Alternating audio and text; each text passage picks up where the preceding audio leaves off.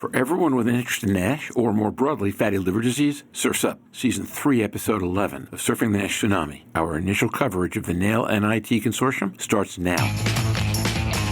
This week on Surfing the NASH Tsunami. There have been a lot of really great initiatives that I think focus primarily on linking NITs to histopathologic endpoints. The biggest change that I've heard over the last year has been the FDA and several individuals at FDA indicating that they'd like to see alternative surrogate endpoints that are linked to outcomes. We have two main objectives with NAIL-NIT. Number one is a retrospective analysis of the data that's been collected over the past decade. Clinical trials have been done in this field, but it's been done in stovepipes. We want to bring all that together agnostically into one data set and mine it for what is there to be had. That's the retrospective part. That will also be done in parallel with a prospective component. Let's enroll people that have at-risk NASH, maybe even more advanced liver disease. Do it with a non-invasive testing strategy. We're not going to incorporate liver biopsy to get into the trial, and we're going to evaluate these people over time. Thinking about not just today of what we have, but what the future will be, the ambitions of the future, when if you could imagine a future 3 to 5 years from now where we do have the opportunity to treat these patients, we want to be able to provide the clinicians who are seeing these patients the ways to be able to monitor them and to be able to treat them with the respect and dignity that they deserve. Whoever is developing a test is like, my test is the test that's going to be used. I'm going to keep trying to do it on my own. I don't think that should be the case. I think people should collaborate to see the combination of tests that will lead to improvement. Well, 1, to stage the disease, 2, to assess longitudinal changes in response to treatment, and 3, to correlate with outcomes. I'm just excited. It's a new world. It's the talk of collaboration between companies, the talk of combining data, the talk of getting rid of those silos. I think it's really, really encouraging. On one level, to me, it's just common sense, which is aggregating data in a way to ask a question that goes, which of these things doesn't belong, and how quickly can we figure out what belongs?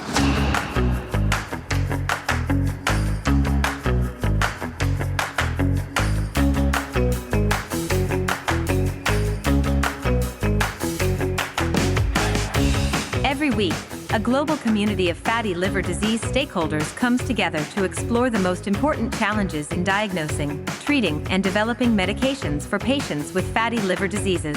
Join hepatology researcher and key opinion leader, Dr. Stephen Harrison, liver wellness advocate Louise Campbell, pricing and forecasting guru Roger Green, and this week's guests, hepatology researcher and key opinion leader Dr. Mazen Noureddin, Novo Nordisk NASH Medical Director Amy Articolo, and Terns Pharmaceuticals CEO Sundaram as they discuss the new NAIL-NIT Consortium.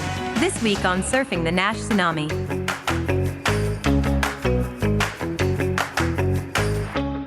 So I know this is an audio program, but we post videos, we post pictures of everybody while recording every week. If you can see me, you'll see a butterfly in the background, and you'll wonder where the heck I am. And the answer is I am back in Belfast, Maine, at the studios of WBFY Radio. They were good enough to give me this space to record this episode, and therefore no one is allowed to complain about how cold the weather is where you are today, say Amy, because up here as I speak, it's 10 degrees Fahrenheit. For those of you who need translation, that's 7 below Celsius, and a wind chill factor of 2 below Fahrenheit, which on conversion is about 15 or 17 below Celsius. It's nasty, folks. But I'm indoors, and I'm doing great. And we have some exceptional guests with us today. We have, as always, Stephen and Louise. Stephen, how are you doing today? Hey, Roger, I'm doing great. And it is toasty 71 degrees here in San Antonio today. That's why no one in San Antonio ever walks anywhere, Stephen. It's always too warm, right? We learned 2 weeks ago that you all walk less there than anywhere else in the country, or whenever.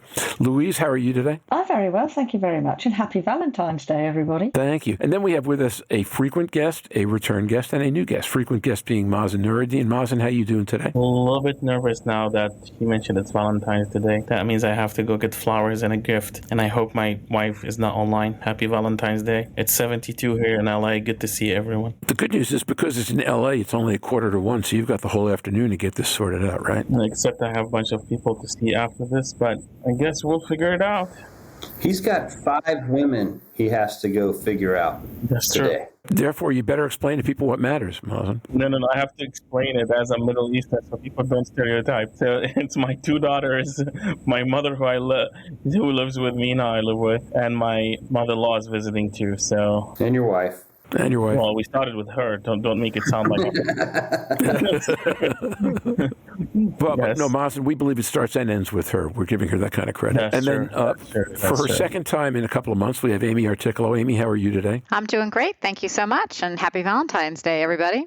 Thank you. Same to you. And we've gotten to meet Amy's family and dogs while waiting for the episode to go today. And then finally, not with us before, but in spirit, we have Sundaram from Terns. Sen, how are you today? Doing well. It's a nice and sunny afternoon here in the Bay Area.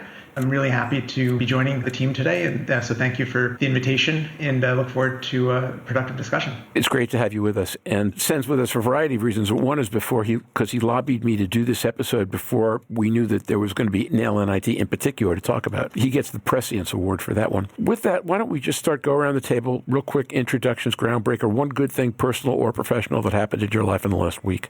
Brave one, go first. I'm a lot going on, but I'm in 2 escrows. I close one hopefully in California today. I have my inspection in Houston, Texas. So it's fun. Like I'm a real estate agent at this stage.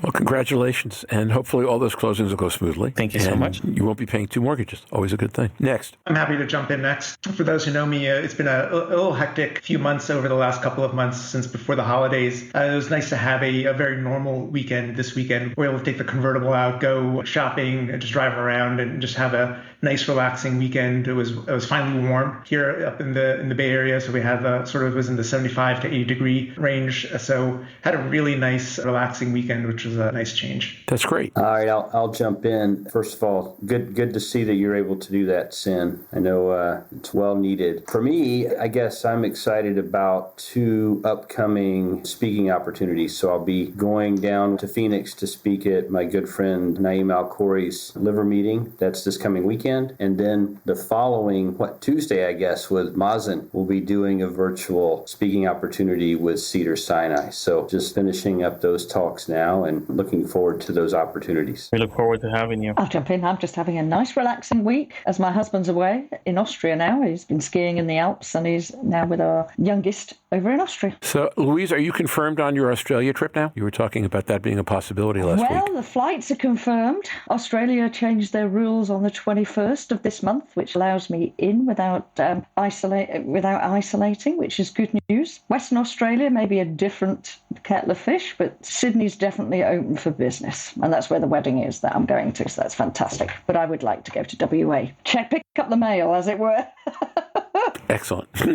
After how many years? Yeah. So, Amy, that's a diverse set of things to come in on top of. Yeah, I can't top the travel to Australia, though I would like to. That would be awesome. The week's been good. Weather's been a little quirky over here. One day it was 60 degrees and gorgeous, and people were out running in their shorts. And then the next day it snowed, and we got about 6 inches. So go figure. But I'd say what happened interesting for me is I started my MBA program and learned that I have a 25-page research paper to do. So it's been a while since I've done a 25-page research paper. So yeah, that was interesting, but looking forward to it and learning all about this new adventure. Amy, just double space, use 14 font with lots of references. And here I thought I was going to rely on my 18-year-old who's, much more equipped and much more advanced at research papers, to help guide me. But thank you, Stephen. I like that recommendation. I'll probably need to take that into consideration. Well, as befits my own background, I'm a big fan of charts and graphs, large and frequent charts and graphs. Images, references with images. Yep. Yeah. It's kind of a graphic novel equivalent of a paper. Works out really well. 25. And don't forget the online references now, which are different than when you were in college. Yeah, it's been a little bit of time since I constructed a paper of that magnitude. So yeah, thank you for that. But, pictures say 1,000 words, right? So that's going to be my go-to. Okay, and I guess for mine, I'm in Maine with my younger daughter, and she's had a couple things to deal with recently, and it's just nice to be able to be up here with her and to help her out. There aren't many people in the world for whom I would brave this weather, but she certainly is one of them. So with all that, what the folks on this call that are not Louise and I have in common is involvement in NAIL-NIT, which we've talked about a bit over 2 or 3 of the recent episodes. It's an important initiative, a really important initiative, and I'm not going to do it justice, so I'm just going to invite Stephen or Mazen, as you guys will, to take a few minutes and kick off and describe exactly what it is and how it came about and why the folks who are listening should care so much. We can start either, but I think this is when I was talking to Stephen and I realized that we exactly had the same passion about the same topic. And I guess it's passionate for a lot of people in the field that our patients, which is now for 30% of the population, they're still getting biopsies to enter clinical trials to get drug approved. Don't take me wrong, this is how we started many years ago and it made more sense, but he and I and many others have been thinking about what is the best way to move away from liver biopsy in phase 3 trials and beyond that in clinical practice. We were talking one day and we had a project in mind and our words matched, and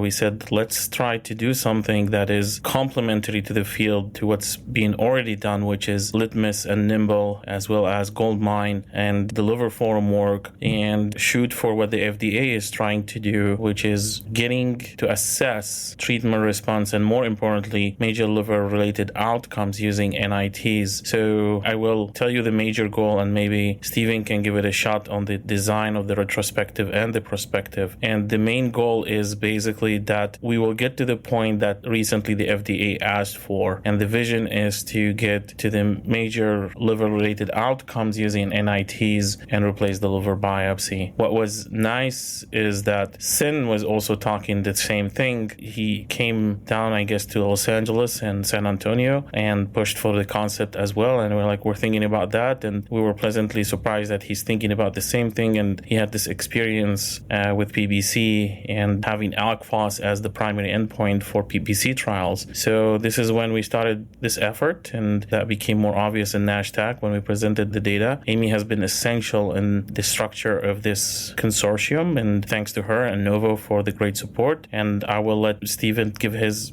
angle and the design of the big retrospective and retrospective. Yeah, thanks, Mazen. And, just to add to that, the whole idea behind NAIL-NIT is to change a mindset, to change a paradigm, to change dogma, to say this is no longer what has to be done. We can think outside the box. We can, first of all, outline the gaps that exist in the literature and in our field with data to drive towards a non-invasive strategy and kind of get beyond the biopsy. So in the context of that, we think of 3 different ways to utilize biomarkers. One is in diagnosing the at-risk patient. Number 2 is measuring therapeutic efficacy of a drug. And number 3 is predicting long-term outcomes. In the liver world, Mazen and I and others like the acronym MALO, Major Adverse Liver Outcomes. You may have heard of MACE, Major Adverse Cardiac Events. Those are additional outcomes that we could potentially study in NASH patients also, since outside of cirrhosis, that's the number 1 killer of a liver patient with NASH. It's really a groundswell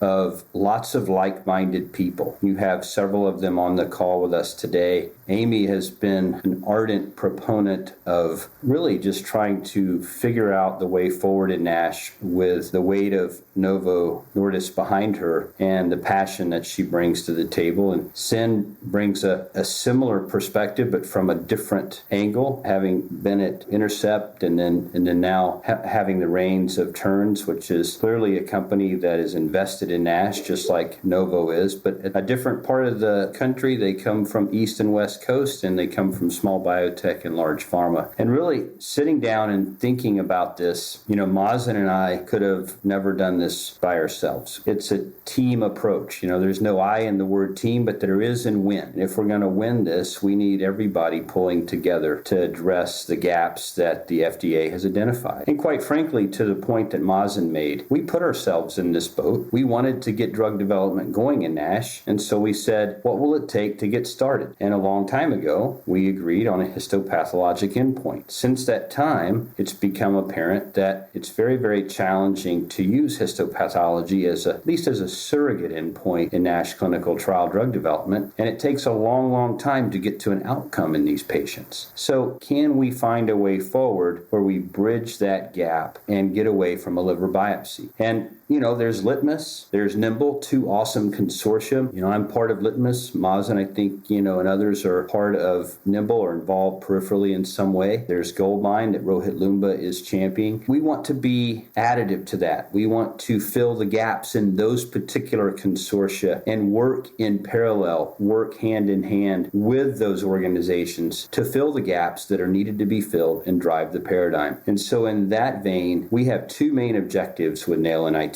Number 1 is a retrospective analysis of the data that's been collected heretofore. And interestingly, over the past decade, clinical trials have been done in this field, but it's been done in stovepipes. Everybody is evaluating their own data independently, and some of it is terrific data, but limited in power. And so we want to bring all that together agnostically into one data set and mine it for what is there to be had. And that's the retrospective part. That will also be done in parallel with a prospective component. And this is something that is definitely unique as well. And that is agnostically, let's enroll people that have at-risk NASH, maybe even more advanced liver disease. Do it with a non-invasive testing strategy. We're not going to incorporate liver biopsy to get into the trial. And we're going to evaluate these people over time, ideally over the next 5 to 6 years, where we assess these non-invasive testing strategies on an annual basis, maybe more frequently depending on the type of study it is, blood-based versus imaging-based. And we're going to take these people out to an outcome: MACE, MALO, progression to diabetes, renal disease, and other outcome measures potentially as well, to include sarcopenia.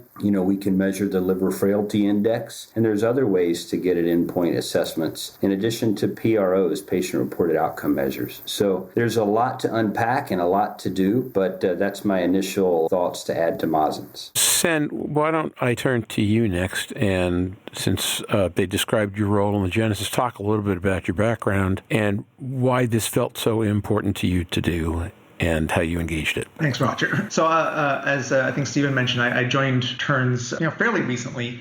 But this is not my first exposure to NASH or to liver disease. I started the early part of my career at Intercept Pharmaceuticals, back when that company was still primarily focused on PBC and trying to get obeticholic acid approved for PBC. And the challenge was that there wasn't really a lot of development in PBC because the only approvable endpoint and the only drug approved at that point was UDCA, which had been approved on a hard outcomes endpoint. And there wasn't really any consensus around what the right biochemical surrogate endpoint should be. I think there was an emerging consensus, a lot of data being collected across different academic groups around the world, but no clear consensus, no one really pushing the FDA or the EMA to arrive at an alternative surrogate endpoint, really until Intercept, I think, spearheaded or at least seeded the global PBC study group, which was a multinational initiative, multiple academic centers, where they pooled together some of their retrospective data looking at about various biochemical endpoints, ultimately to support the utility of alkaline phosphatase and bilirubin as a surrogate endpoint that could predict outcomes in those folks with PBC. And I think this was certainly a great victory for Intercept several years ago when they got this approval for Ocaliva. But more importantly for patients, I think now we're seeing additional product candidates being explored for PBC and the potential to build upon, to improve upon the benefit that Ocaliva is having in that indication. So for me, this seemed like a very good corollary. Certainly there are differences. NASH is a much more prevalent indication. There is no other approved therapeutic for NASH now, whereas for PBC, certainly UDCA is approved. But I saw the need there. I think the desire to work towards an approval, a desire to help patients, and we've talked about the challenges in development so far. I think we're all seeing those challenges over the last decade, despite a lot of the advances that we've seen, both in terms of understanding which mechanisms can potentially work, how to think about combinations, even which NITs maybe have utility. But I think the challenge is that we still don't have that consensus. Having Stephen and Mazen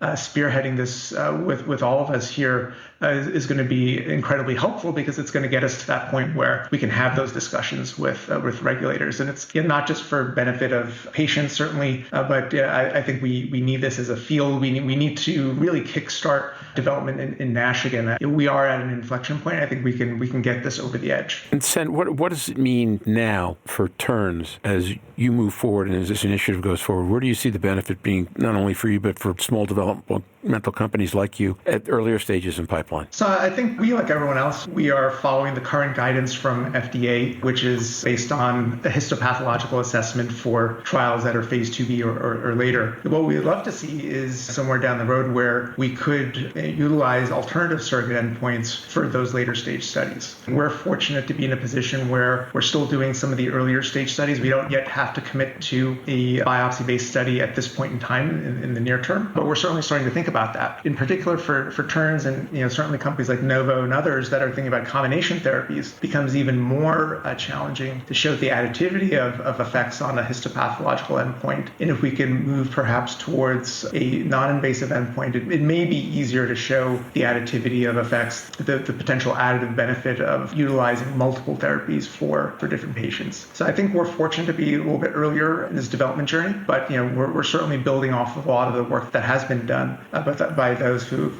moved ahead of us. I guess last among folks at the table right now, Amy, how you came to be so engaged, where you saw the need and how you've joined in and what you're doing right now. Yeah, thank you so much, Roger. And I'm probably a little bit of a lone wolf here that my background, obstetrics and gynecology, and I was in clinical practice for a really long time. And while in practice, we recognize the gaps of metabolic health in women's health, particularly on maternal morbidity and mortality. And really, we're looking at what can we do better? How can we identify these patients? How can we provide the right intervention at the right time and for the appropriate patient in the appropriate setting? And as you can imagine, we realized that there was a lot of gaps to be addressed across the care continuum, particularly in trying to improve outcomes. And ultimately got involved with metabolic health and found Novo. Novo found me, and it's been a fantastic career for the past couple of years. And working in first in obesity, then in NASH. My passion is really patient-driven, patient-centered care, and the work that we do to support initiatives such as the one that Stephen and Mazen are championing was, of course, keen interest, as we're really looking to help patients not only to bring therapeutics that they meet that urgent need, but also to really help patients be able to have the right diagnosis, right, with the right component of tools and resources. We're very limited right now. So what can we do to drive this so that patients can be diagnosed, monitored, and have tests that really are linked to outcomes? And the data we have, especially in the research we've done at Novo, is that patients and the field overall is really looking for NITs that are going to have a proven link to outcomes, limited invasiveness, right? That's been a big concern, particularly from the patients, a high degree of accuracy, which, this is something that all of you are familiar with, but for our audience, that of course should be familiar as well. And then key to what Stephen, Mazen, and Zen is saying, the prognostic ability and ability to monitor treatment. If we could hit all of those, then you have that NIT that is highly desirable. But we can't do this alone. We can't operate in silos. And the way to really be able to reach that, what I call the epitome or the aha moment of non-invasive tests, is to do this as a collective. And so for me, the passion was, okay, here's a path forward to be able to bring that to light. And so I thank all of you for all the great work that you're doing in this space, and I really look forward to working together to make that happen. To all of you, what has been the biggest challenge in getting to this point? And how successfully do you feel you've resolved that? The biggest challenge to get to this point is it's like anything else. You've got to fail to learn where you can improve. And there have been a series of really what I would call catastrophic failures in drug development in NASH that have really centered around histopathology. Ones that I personally have been involved with would be MSDC 0602K with Sirius Therapeutics, where it was shown that one pathologist, really depending on how you looked at the data, was positive or negative. And then when we had two additional pathologists look at the data, we published that in a subsequent paper and showed that agreement was less than 50%. And quite frankly, if you look at the power needed to enroll a trial to actually overcome the hurdles of the variability in reading, it was astronomical. More recently, we had a very similar issue happen with aldafermin, which I think we would all agree is a drug that definitely has biological activity in the liver. And so it's frustrating to see that.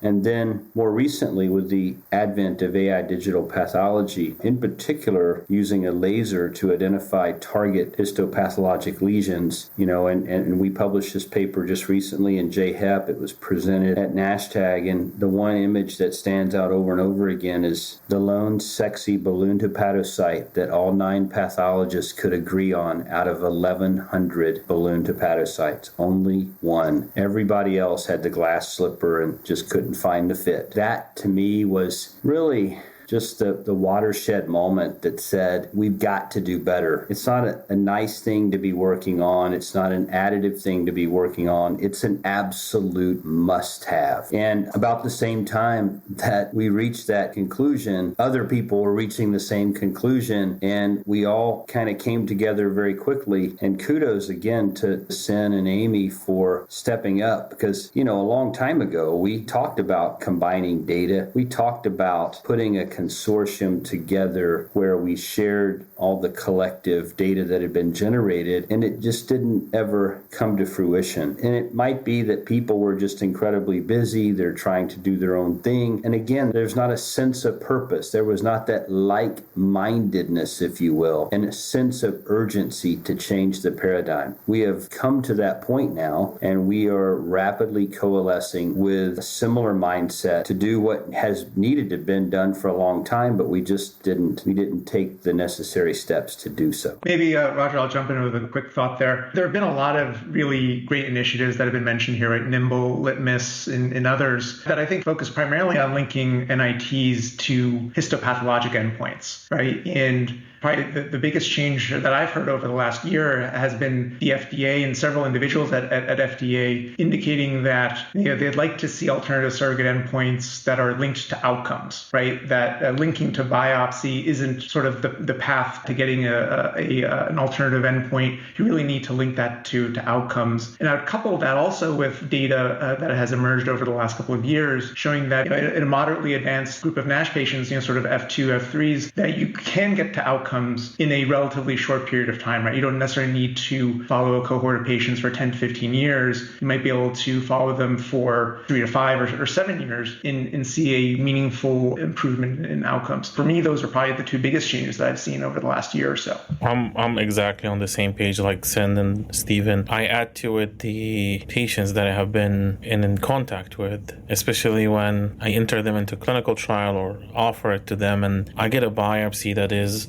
NASH of 4, fibrosis F2 or 3 sometimes, but there's no ballooning cell, and I don't know what to do with the patient. I go to them and it's like, well, you're not qualified, you did not meet the criteria, but you do have a disease, and the patient is looking at me, he's like, huh? What? So it has been an issue for a lot of patients, and people might say it happens once in a while. No, the screening failure is quite high in clinical trials. We really need to move beyond that. It's unfair, almost unethical to the patients that they have fibrosis that correlated with morbidity and mortality, yet they are not in because balloon cell was not there. We also want to re-emphasize on Sen's comment about the Litmus and Nimble, as well as the liver form. But we have seen tons of effort started there. Recently, we started seeing data that was presented at AASLD, first presentation from Nimble, and Litmus had multiple meta-analyses. We are taking a lot of their findings, like for instance, biomarker reproducibility. The NAIL-NIT would not do something like that. We will benefit from our sister consortium, and we don't have to do reproducibility, but we really want to take it beyond the biopsy, as Sen mentioned, and reach the outcomes. It's an effort that takes a mountain because it's a lot of patients, a lot of funding, and it requires multiple sites. So the sites have to be efficient, quick contracting, a lot of patients. The study will be concluded in the United States as well as in other countries. We'll have a lot of academic center, but the bread and butter of this will be the community sites, which will make this cohort as a real-world cohort. For instance, Summit Consortium has a great part of these community sites, and of course we'll add others. But in addition to the outcomes, uniqueness of this NAIL-NIT, it is going to also represent a real-world cohort data that a lot of clinics, regular clinics, will be doing it. Sure, they're experienced in NASH clinical trials, but it's really like your day-to-day patient. Okay, that's great. Amy, you have anything you want to add? Yeah, I would echo everything that everyone said, which is spot on, right?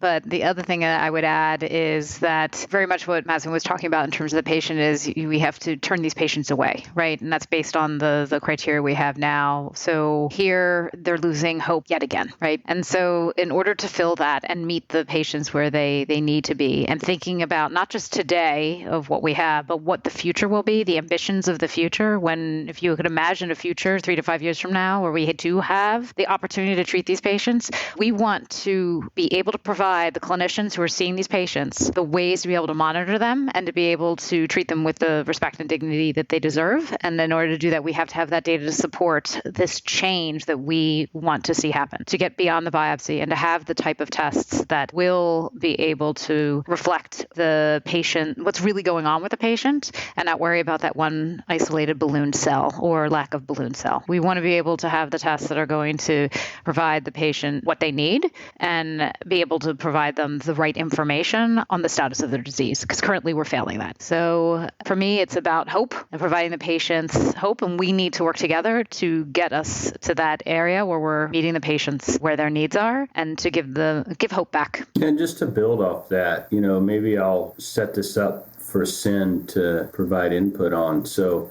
I think Vlad Ratu summarized it very, very nicely at NASH-TAG. Whether it's MRI, CT1, multiparametric MRI, MR elastography, ELF score, FIB4 plus FibroScan, we have data that link a surrogate to an outcome. And not just a little data, we've got decent numbers of data in more than one data set. Mazen, you have your data set with MRE from Cedars. Alina Allen has hers from Mayo Clinic with MRE. When you look at the data that's been pulled together by Prospective with multiparametric MRI and CT1, that's linked to an outcome measure as well through data that's being collected at the UK Biobank. We have tons and tons of data now with FIB4 and VCTE and even FIB4 alone. And ELF has done the same thing. So, Sen, if you were to look at the data that was collected in PBC with alkaline phosphatase, when you guys sat down and began to contextualize and build the skeleton of what that would look like for the FDA, did you have more data than what we already have relative to what I just mentioned? Or were you kind of at the same point and we really just needed to come together as an organization and speak with one unified voice? And I think Donna Cryer, speaking for the Global Liver Institute, really did an incredible job of bringing the voice of the patient to the table in front of the FDA as well. And I think there's just a huge groundswell of support that's outside of the people that are on this particular call today. When I look at the volume of data that's been generated to date in these independent studies, I can't help but think that if the FDA is interested in pivoting to a surrogate non-invasive or a composite surrogate of non-invasives, that potentially we're there. What do you think relative to PBC? Am I overstepping that a bit? One, I don't want to take credit for all of the work that was done in PBC. It predates my time a little bit at Intercept, and certainly there were a lot of other of your peers in the hepatology community that contributed a lot of data. And I think they, in PBC, benefited from having a decade or two of retrospective data on the use of UDCA in PBC patients. The challenge, though, is that data wasn't all standardized, right? So that the big exercise is really standardizing that data across centers, across labs, and whatnot.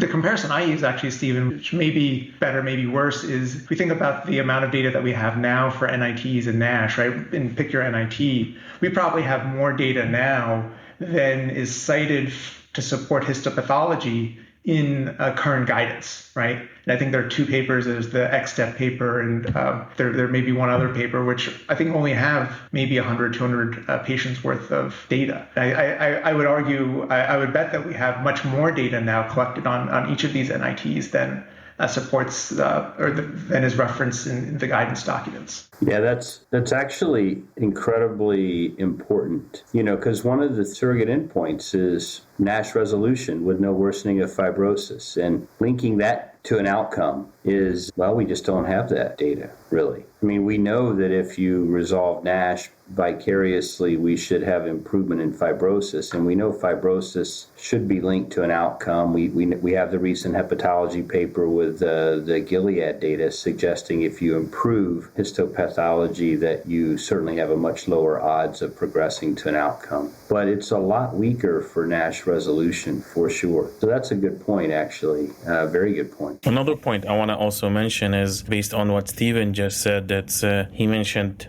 Donna and her role in patient advocacy and Beyond the Biopsy campaign, which I was privileged that I did part of it on radio with her. So I want to also acknowledge her and many other people that they are part of this as the foundation. So she, Naima, Corey, they're very important. A lot of people are important. I'll name few, and I hope I will not miss others. But Jorn Schattenberg and Naima Al-Khoury will be leading the retrospective analyses. Michael Charlton, Vlad Radzu, they kindly agreed to join us in the retrospective as well as the consortium steering committee. We have other people, I'll name them quickly, like Rohit Lomba will play a significant role, Mara Ranella, Scott Friedman, Brent Tetri, Vincent Wong, Quentin Anstey, Juana Braldis, Mina Benzel, and Sophie Janine, who's the CMO of Summit. It's not just these people that you see on the screen. There's an army of people that in this very collaborative effort that is starting around the world. Thanks, Mazen. And to give the scope of this effort, I think is really helpful. I've got just one recollection that might be flawed. Help me. And then, Louise, I want to get to you. I think I recall, was it Scott Friedman on his earlier episode with us talking about the idea that nobody has ever correlated NIS with outcomes, period? The way you got to the item of the NIS score was that they were things that people could agree on subjectively, but no one ever correlated it? I don't know if you can say nobody correlated it. It's probably did not come out in univariate and multivariate analyses overall, and what's coming out usually is fibrosis and meta-analyses as well as other analyses. And the recent New England Journal data, it's showing clearly that the F3 and F4 people are in trouble, but many of us think also the F2s you need to start on them early, so you don't prepare for your exam too late in the last 2 minutes before getting into your exam. So I think it's in general the NAS score is not coming out. Saying that, it was left as a main player because it's disease engine and the driver. That, as Stephen said, it does lead to the fibrosis, and there's indirect data linking NASH resolution to improvement of fibrosis, and we know that happens. For instance, the JAMA Open Network paper from the NASH CRN, first author is David Kleiner. There's also another paper about Elizabeth Brunt showing NASH resolution,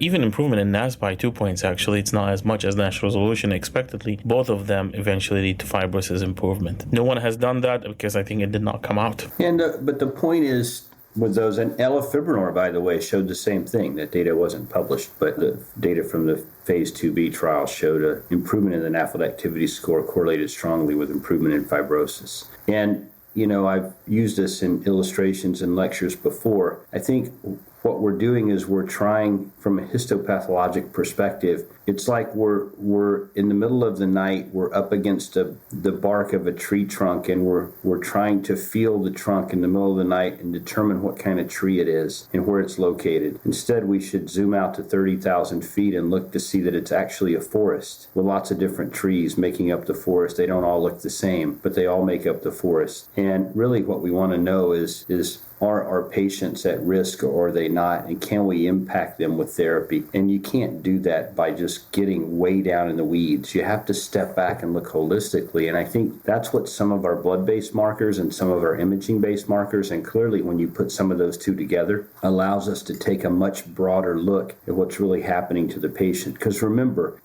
while we're liver doctors and we're focused on liver disease as corporations, at least Terns, I know Novo has a bigger metabolic engine to it. At the end of the day, fatty liver disease, it's part of a metabolic dysregulation, part of energy overload, and where that energy gets stored preferentially is in the liver. And in that setting, in the right patient, these free fatty acids are very toxic, and they lead to lipotoxicity and drive this inflammation, which drives fibrosis, which ultimately can, in the right patient, lead to cirrhosis and decompensating events and liver cancer even.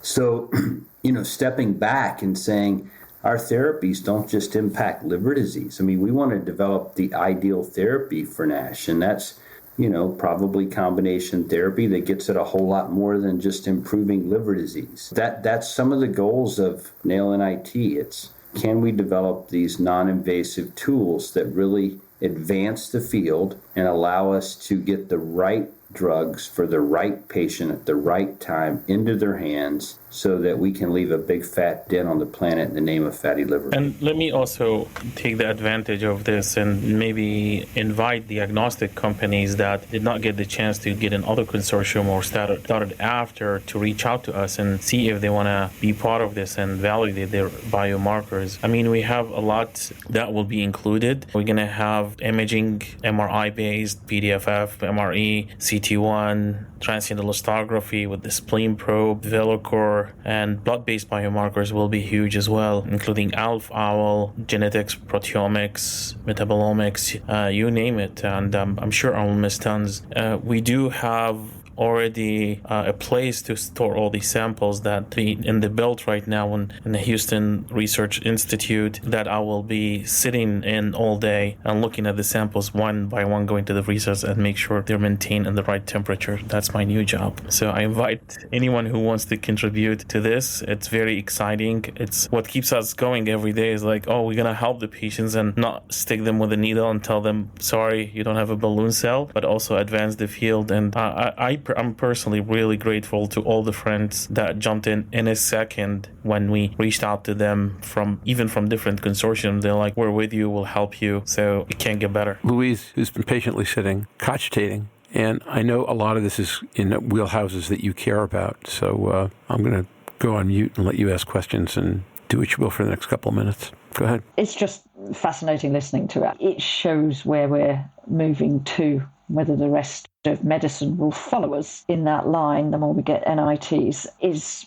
to be seen, particularly post-pandemic. But I was very interested in Amy and the complete holistic, valuing the patient and everything they provide. And obviously, I think that's vital that we utilise all of their samples, particularly the biopsy sample, as well as we can. And we've done that before. But Stephen touched on patient-reported outcomes. It would be exciting for me to see what the patient-reported outcomes are, whether or not we're going to be assessing them for which NIT motivates them more than others, because there's a lot of unanswered questions when we take non-invasive technologies to bodies like NICE or different areas that say, oh, well, there's no information on behavioural change. Well, how can you prove it? If you've got all of these NITs together, are you looking to answer the questions that are posed regularly as the weaknesses of NITs in the data that you're collecting? Or is it purely the NIT measures themselves that you'll be reviewing? I guess you're alluding which NIT is going to be probably the most helpful, and I guess we'll make it to the front line. I think, if I'm correct, getting part of your statements. To me, the field is, if you look at the therapeutics or the diagnostics, there should be a complete collaboration and coordination between the drug or the test, this is the only difference from type 2 diabetes. Type 2 diabetes with the drugs is going to be the same story with NASH. We started with metformin, we added others, the PPRs, whatever, thiazides, or not thiazide, PPRs, whatever, you name it. And then now we see combination of drugs, especially on those that are hard to control. And usually patients on multiple drugs. In contrast to type 2 diabetes,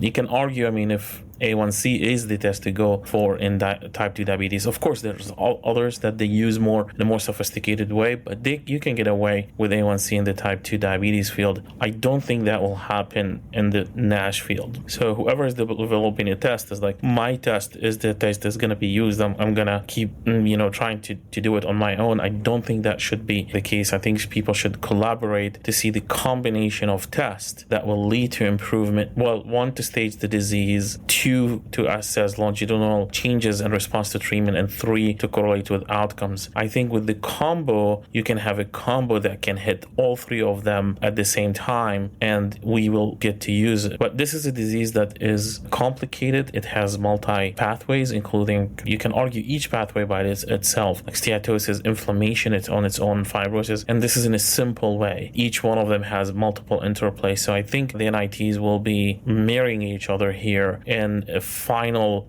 simplified score that hopefully will be used across the different context of use, because the context of use is it's a different talk by itself, but hopefully we'll try to find something that will hit multiple contexts of use in this field. Excellent. It's a no-brainer that this will recruit patients a lot quicker. How long do you think it will take? What are the volume of patients you're looking at to recruit to these? Outstanding question, Luis. So the retrospective analysis, we'll reach out to companies we already did. We already have some data actually, and we're going to just start increasing it. So the more, the better. But for prospective study, we have a design in mind. But as I said, this is a group's effort. So in the next few weeks, multiple things will happen. We have a timeline within April and March for that. So we are putting a regulatory package with the help of some previous FDA employees. Now they're their own consultant. We will go to the FDA eventually to discuss how we can replace phase 3 biopsy with other NITs. This initial proposal that we have, or the protocol we wrote, now the next step is to vet it with the rest of the steering committee of the prospective study. And we have a meeting that is going to be organized sometime in March. You asked about specific numbers. So what we think this number is going to be between 1,000 to 1,300 patients to reach outcomes if you enrich it correctly with the patients with advanced fibrosis. Of course, we will look at the other spectrums because we need those as well as a comparable group, but it needs to be enriched. Sin touched base on that earlier. It needs to be enriched with the right group to reach the outcome in the next 6 years, which is the duration of the study, though we hope to get to the MALOs or major liver-related outcomes within 4 years. And this is when we think that we really will be very serious with hopefully FDA approval and stamp to start using a clinical trial. So hopefully you can see the thing as close as 4 years, if not earlier, but I want to be media realistic. So there's a 4-year maybe result that we'll see, and it's a 6-year study, Roger, the prospective. Yeah. That's a long time, but as Stephen said, there will be a lot of data coming out from the retrospective. Indeed, we just had a call. Was it today? Or yesterday, Stephen? I lost sense of time. Yeah, it was this morning. This morning, and Jorn Schattenberg and Naim El-Khoury will be leading the retrospective, and we got down to business, and we have 3 to 4 projects that is going to be presented to the steering committee and talking about this coming EASL or AASLD abstract and go from there. So you'll start seeing game-changing results very soon as far as 2022 when I used to do a lot of public speaking, I gave people $1 every time they could anticipate my next statement with the thing they said before that. My next question was going to be, so what do we see in a year? So I owe you $1. $1. Yeah, see what you could do with it. But I'm not answering that question. It's inflation, and dollar doesn't do anything nowadays. You gotta go up on. Okay, I'll buy you a beer. How's that? That's very convincing, Roger. So let me then talk now. Okay. So I think within a year, I don't know. I don't want to keep talking. I want Steven and Send probably take that question. But since you picked on me, I'll say I think within this coming year we will see data from informing the pharmaceutical companies about screening failure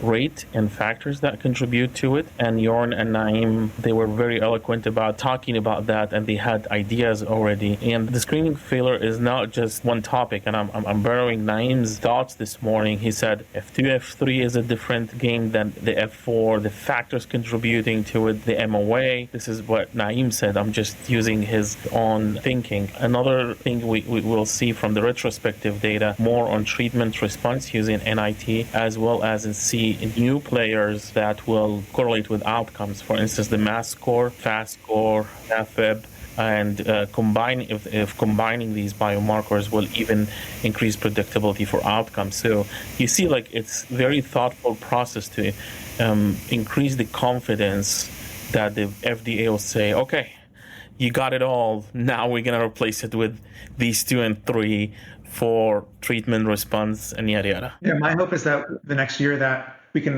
better address Louise's question, right? How many patients will regulatory agencies want to see in these different cohorts? And my hope is that maybe we don't have a specific answer, but my hope is that we have some feedback from one or more regulatory agencies over the next year about how this initiative can really potentially change the drug development landscape for NASH. Stephen, Amy, anything to add? So can I ask a question? Oh, sorry, go ahead, Louise. Well, I was just going to ask a question because I picked it up in Mazen was saying, these patients that fail to be recruited into the clinical trials after they've had a biopsy, are they not ideal candidates to be enrolled into the prospective studies? Because you can then retrospectively look at their biopsies in that context, because that wasn't a criteria for enrolling them. But you do have tissue because they've been diagnosed with the disease from all intents and purposes, and it was purely on the subjectivity of the biopsy that they failed. So would that not be an ideal cohort in one arm or to do against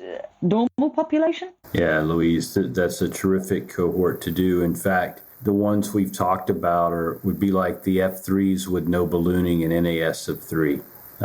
In North Sea, for instance, we had over 100 biopsies that showed that. F3, NAS of 3, no ballooning.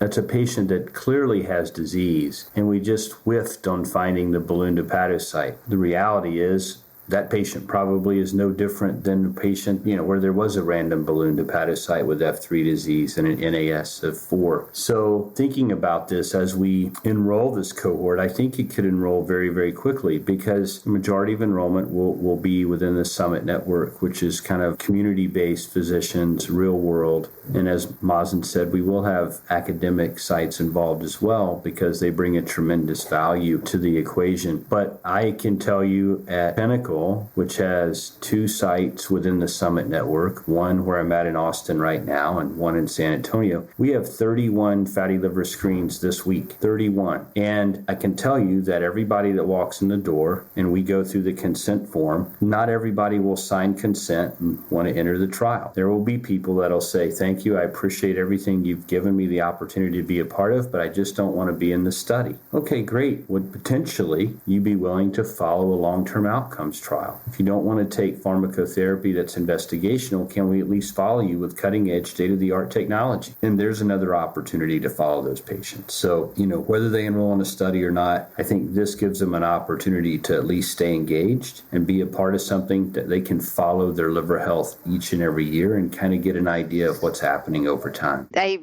love where you're going with this, and I would echo that in a year, maybe we're not going to see all the dramatic changes that we hope for, but my experience, NASH is an ever-changing ride that we see lots of changes in a very short period of time of the great momentum, reflection of the great momentum that we're building. But when we think about the importance of the NASH indicators, especially from the clinical practice lens and getting back to that 30 or 50,000 foot view, I think that as there's more awareness about NASH as a disease and there's more availability of tests, particularly blood-based tests or imaging-based tests, you're going to see, it would be my prediction, you're going to see more and more diagnoses. And that absolutely is something that needs to be addressed, that patients are not being diagnosed early enough. And so there's a missed opportunity to be able to follow them with those technologies that Stephen just mentioned, right? So if they're not going to get into a clinical development program for a variety of reasons, whatever they are, they at least can be followed. And that alone will give us data.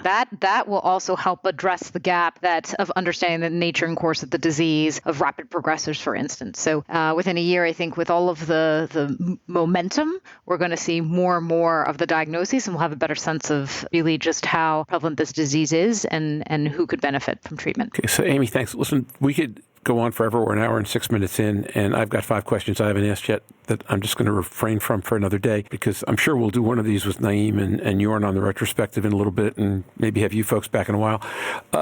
Wrap up. Okay.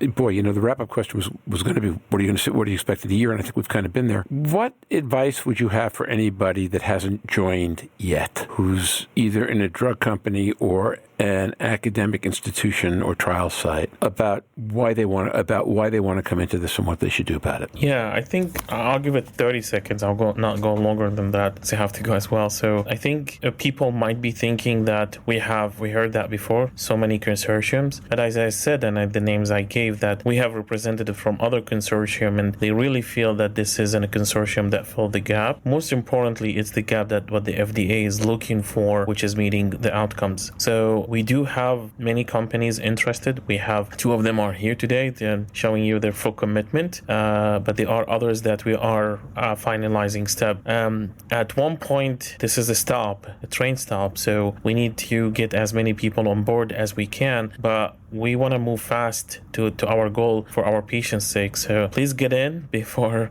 we start designing the studies and your biomarker or your ideas are not included. I believe in collaboration and research. That has been been always my strategy, and I would love to have everyone. And we have a place for you, so please join. That was 1 minute and 5 seconds, Mazen, but who's counting? Let me just add to that and say, look, if you've been around the block, you've been in business, drug development for NASH for a long time, and you've sat on the sideline and you watch things come and go and people say they're going to do something and then don't follow through, I can tell you that is not going to happen with NAIL-NIT. We are all about the business of getting beyond the biopsy and utilizing our non-invasive diagnostics and testing strategies for the context of use that we've described, and working very collaboratively with the FDA. If you're new to the field, if you're just thinking about dipping your toe in NASH, you've got a diagnostic test, you have a therapeutic platform, you want to combine data, this is the place to come. We're open and ready to get the ball rolling. So let me stop there and turn it over to Sin and Amy for their final thoughts. Yeah, I would echo Mazen's comments. The more the merrier. This is intended to be very collaborative, and even though Amy and I are on the steering committee here, it's not at the exclusion of any other companies. We would love every other company that is developing drugs for NASH to participate here and have the same kind of role and participation. Okay, Amy, go ahead. Yeah, my final comments would be, we can't do this alone, and the patients are waiting. So let's join together collectively to really continue this momentum forward. So, Louise, go ahead. No, I'm just excited. It's a new world. It's the talk of collaboration between companies, the talk of combining data, the talk of getting rid of those silos. I think it's really, really encouraging. And for any patients that are coming through, the world is moving to try and support you and get you through and find outcomes and find solutions. What I heard tonight was all about solutions and getting to the solution in the best and most appropriate way for patients and getting data to get to those solutions. So I'm really encouraged. And the next 4 or 5 years, 6 years, this sounds very exciting. I agree. I like to think the path there is exciting too. So just because I'm a statistician and I do stupid pinhead things that statisticians do,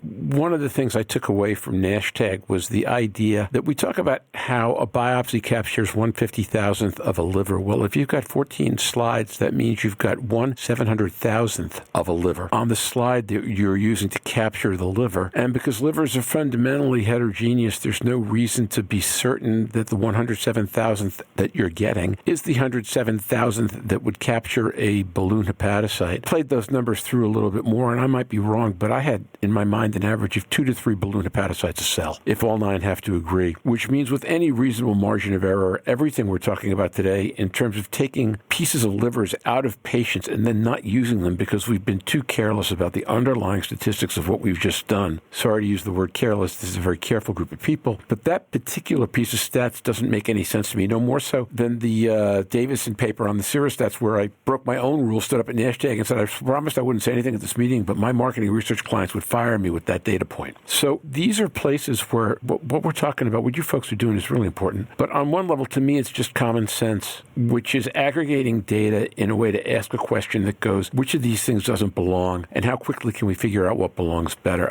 I think this is amazing. Sen, you virtually had me at hello back in November, right? So it took a while to make this happen, but this is a ton of progress. This podcast will talk about this subject as we have more to talk about as time goes by. I can't commit to Naeem's schedule, but I can promise you that we'll have Naeem and Jorn in relatively short order to come in and talk about the retrospective analysis in detail, because this is exciting and it makes all the sense in the world to me. So, and I think to everyone else on this podcast and other people I know. So with that, let me give everyone an opportunity quickly to say goodbye, and then we'll jump off and come back with the business section in a couple of minutes. Thanks everyone for joining today. Say goodbye. Thank you. Thank you. Thanks, guys. Okay. Ciao. Thanks, Stay warm, everybody. Thanks, everybody. All right. Welcome to today's business section. Greetings from the frigid central Maine coast. It'll be better here tomorrow, but today the wind chill never broke zero, and I may have understated this a bit on the podcast. The temperature we wound up at translates to between 18 and 20 below Celsius. I think I said 15 to 17. They say it'll be better tomorrow. I certainly hope so. Okay, let's go from the cold to the hot. Wasn't that an amazing session? I think I heard as much energy crackling through the line on this episode as for any podcast I've moderated, and that's about 120 surfing NASHs at this point. I hope you enjoyed listening as much as this group enjoyed making it. it. As I alluded to on the podcast, Sen pitched me the idea of an episode on this topic before NAIL-NIT came into being because he believed it was so badly needed. I found his arguments extremely persuasive, and today the energy of the NAIL-NIT crew infectious and almost soul-warming. Needless to say, given the temperature outside, any form of warmth is a good thing. So there's not that much to report this week, but here we go. Next week's episode honors Black History Month in the U.S. All right, it's not strictly about Black history. However, it asks an important question. Non-Hispanic Black Americans are less likely to experience NASH than other ethnic groups because of some genetic issues, but it happens often enough. And when they do, how do other social determinants of health affect their treatment and prognosis? Donna Cryer will join us, and you'll get to meet Yanni Adiri, a medical science liaison at Novo Nordisk and recent Howard University PharmD and serious surfing NASH fan who pitched me this idea several months ago. Along with Yanni and Donna, we will have others to be named throughout the week. We'll be promoting aggressively Thursday, Friday, and sending live audience invitations by end of week. Send a message to surflive@surfingnash.com if you want to attend live. It turns out a lot of you did listen. Episode 9 has wound up on our top 25 list in terms of 7-day downloads. Congrats once more to Louise, Stephen, and our nursing guests, and thanks listeners for making this happen. The buzz is back at full volume, and the vault points us to a few older episodes. Over the last week, overall downloads have rebounded to roughly 200 a day. Not quite January levels, but close. Most of those downloads came from the last 3 months of episodes and conversations, but 3 older episodes from earlier in 2021 compiled excellent numbers. Working from recency backwards, episode 51 with Scott Friedman discussing fibrosis and senescent stellate cells, episode 49 with Ken Kusi discussing clinical care pathways, and way back in the first quarter, episode 11 from NASH 2021 discussing why drugs fail and what we can do about trials. Circling back towards some of the same topics we just talked about today. I should also note that Season 3, Episode 4, our post-NASH wrap-up, had more 28-day downloads than any other episode in our history, and deservedly so, I think. If you somehow missed it, go back and check it out. All right, I want to end by thanking our team, Magic Mike Wilson, who has sent me into the studio 2 or 3 times this week to clean up things I wasn't getting right. Thanks for your ear and your perseverance, Mike. Creative and highly energizing Eric Rounds, who keeps figuring out new ways and pieces of our story to get out. Steve Ennin, who's been working with us on strategy, and a new name to thank, Gene Ennin, who, yes, is related to Steve and is providing administrative and production support on all our podcasts going forward. I also want to thank Vic Treadwell and the team at WBFY Belfast for making their studios available to us. This is a really cool project. Check out belfastcommunityradio.org on the internet to learn more about a really special local experiment to maintain the culture of a really exceptional small town in Maine. So Valentine's Day is about romance, but sometimes life reminds us to cherish everyone we love. So in the broader spirit of the day, I remember and am grateful for all the love and loves in my life, for the work we do here, and for all of you who listen and download. Stay safe, surf on. I look forward to seeing you all next week. Bye-bye now.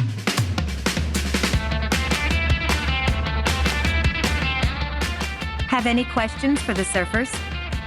You can send them to surfingnash.com, and we will answer on the podcast or the website.